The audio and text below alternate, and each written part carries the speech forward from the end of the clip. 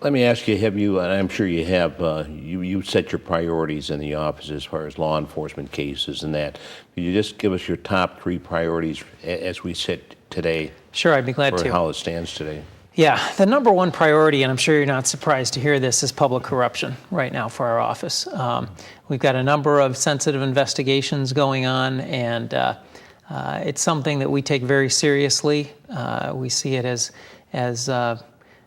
just absolutely crucial that we do a careful job on these cases and on these investigations to try to protect the public's interest in an honest government. And so that's really our number one priority.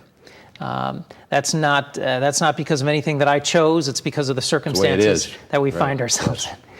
And the next one I would say, frankly, is violent crime for the city of Detroit. We are working very closely with Mayor Bing and his administration, as well as with the suburban police forces such as your own, to try to strengthen our violent crimes task force. The FBI has recently devoted some additional resources to that.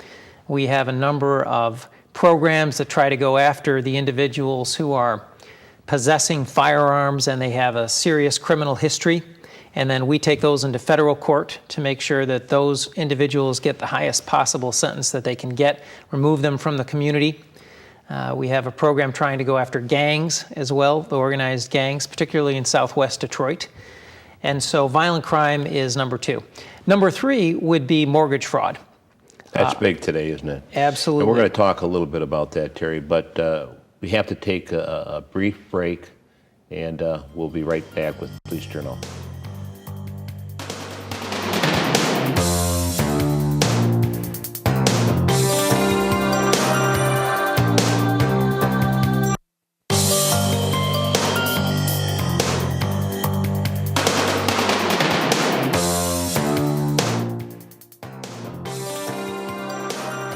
Welcome back to Police Journal. Our guest today is Terrance Berg. He's the United States Attorney for the Eastern District of Michigan.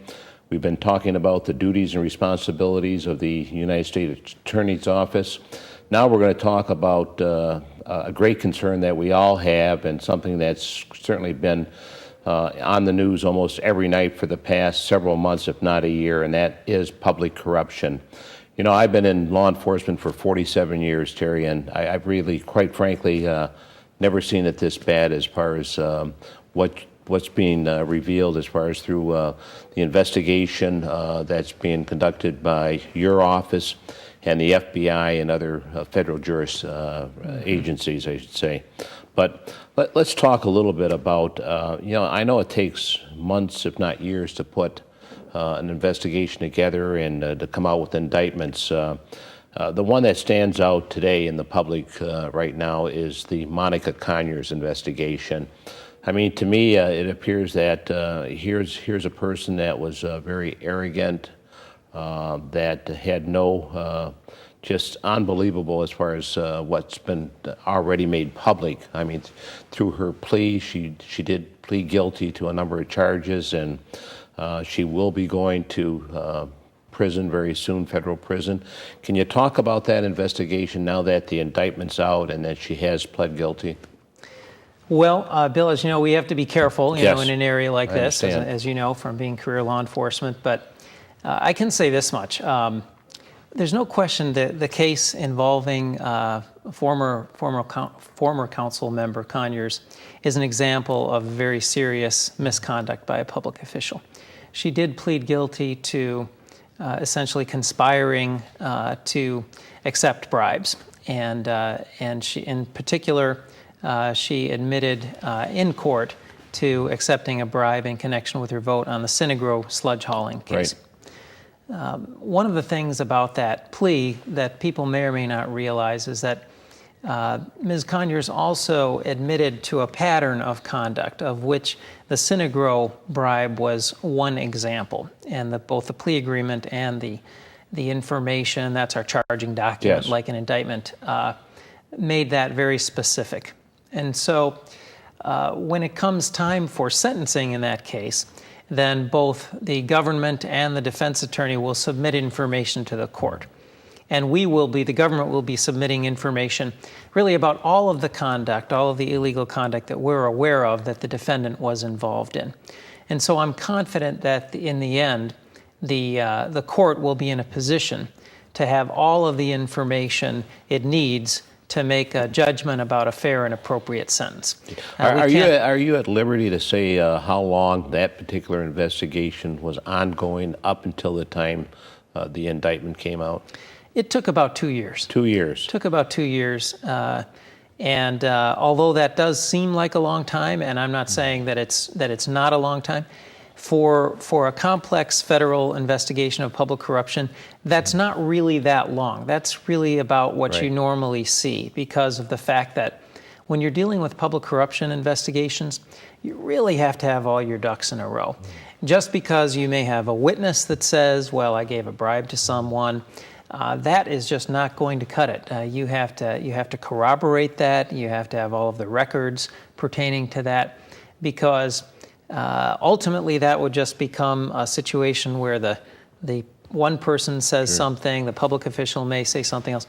So you really need to build the case. And I think it's a tribute, frankly, to the FBI, to the IRS, to the prosecutors who were assigned to this particular matter, that they were able to put together a case that was so strong that you even had a person at the level of Ms. Conyers who really, through her having a chance to look at the evidence and also under the advice of her counsel, very qualified and experienced criminal defense attorney Steve Fishman, she came to the conclusion that rather than try to fight this case, she would plead guilty in court, which is what she did. And I think it's a tribute to the thoroughness of the investigation. And I don't think there's any question that the community, our city of Detroit, of which I'm a resident, yes, is much better off when we can do a job that's so thorough and that the weight of the evidence is so heavy that the person who is accused, even if they're a high-level public official, realizes that they are going to have to admit their culpability, which is what happened. I think that's certainly a credit to you and your office and to the FBI for, putting a solid case together. And as you indicated, it took 2 years, but that's not really a long time. I'm aware of that, being in law enforcement as long as I have been. But then you also have the indictment that came out on Sam Riddle. And I know you're limited to what you can say, but is there anything you can say about Sam Riddle? Now, he was an aide to Monica Conyer. Mm-hmm. Right. There were actually two separate indictments that were returned by the grand jury regarding Mr. Riddle. One indictment dealt with his conduct with Councilwoman Conyers, former Councilwoman, and then the other one related to his conduct in allegedly trying to bribe and bribing a Southfield city councilman. So those are two separate cases, and actually will go to two different judges. One's before Judge Cohn, the other one is before Judge Batani, and they will have to wend their way through the court system separately. I really can't comment too much on that, except perhaps to say that the conduct that Mr. Riddle is charged with reflects the type of conduct that would also be before the court in the sentencing of Ms. Conyers. Right. So that in terms of the judge, and the same judge would be handling both of those cases. So the judge, Judge Cohn, would be in a position to treat them similarly based on the same type of conduct. Of course, Mr. Riddle is presumed innocent. I mean, that's very important that we need to keep that in mind. The case has generated a lot of public attention, and I want to make it very clear that that in terms of the way our office looks at these things, the charges are really just charges, and it's going to be up to the jury to determine whether or not they meet our standard. It's a high standard, beyond a reasonable doubt, and that's going to be entirely up to them to determine whether or not the person is guilty or not. Very good. How about the Synagro investigation?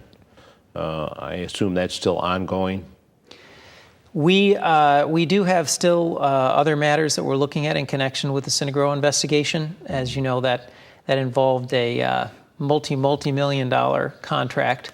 There were a lot of players, a lot of people involved, and the investigation does continue, but I can't say much more than that. We did indicate that with respect to elected members of the Detroit City Council, that the resolution of Ms. Conyers' case represented the conclusion of our investigation regarding Synagro. But as to the entire course of conduct of Synagro relating to the city of Detroit, we're still looking.